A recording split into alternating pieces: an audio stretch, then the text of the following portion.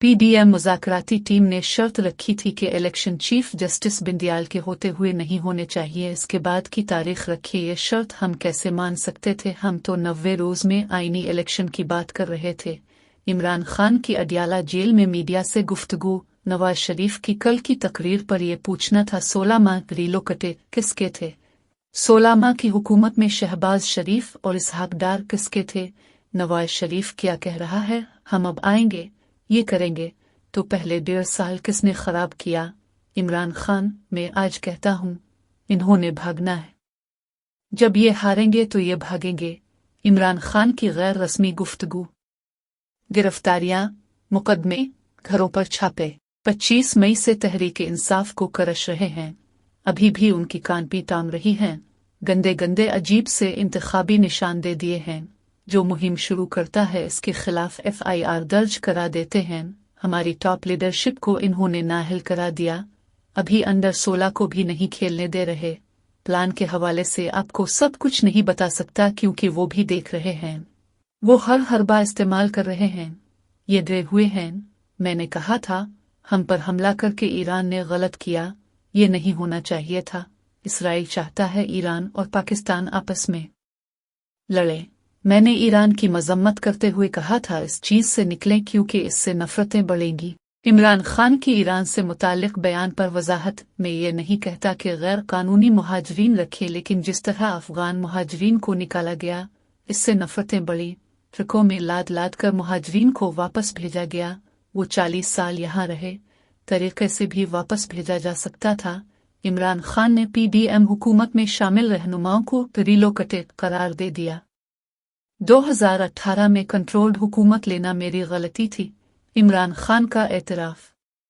General Bajwa extension से पहले बहुत मीठी मीठी बातें करता था। इमरान खान दौरान समात आजम खान ने सच बोला है, हकायक बयान किए हैं, इसलिए इसे थपकी दी। इमरान खान। 2018 में हुकूमत में आने से पहले हमें कमजोर किया गया। इस वक्त मुझे कमजोर हुकूमत लेने के बजाय दोबारा इलेक्शन की तरफ चला जाना चाहिए था। अब ये रिलोकेटों की खिचड़ी बनाना चाहते हैं। खान की भी कोशिश थी कि वो हंग पार्लियामेंट बनाए ताकि वो खुद मजबूत रहे। लूटों का हाल इस इलेक्शन में देखने वाला होगा। 90% फौज तहरीक इंसाफ को वोट देगी। बाजवा ने मुझे खुद कहा था कि सारी फौज आपके साथ है। इमरान खान का बड़ा दावा, पाकिस्तानी फौज हमारी फौज है, फौज का कसूर नहीं। ये बाजवा जैसे लोगों का कसूर है। हमारे रहनुमा जैसे ही मुहिम के लिए निकलते हैं गिरफ्तार कर लिए जाते हैं। मैं सियासी आदमी हूँ, मेरे पास बंदूक नहीं। डायलॉग के जरिए ही बात करनी है। सॉफ्टवेयर स्पेशलिस्ट को समझ नहीं आ रहा। 15 लाख प्रोफेशनल्स मुख छोड़ चुके हैं। SIFC मजाक है। सिंगापुर 140 अरब डॉलर की सरमायाकारी तब आई जब वहां इस्तेहकाम था। इमरान खान बाजवा के फैसलों ने पाकिस्तान का बेड़ा गर्क किया। फौज का इसमें कसूर नहीं।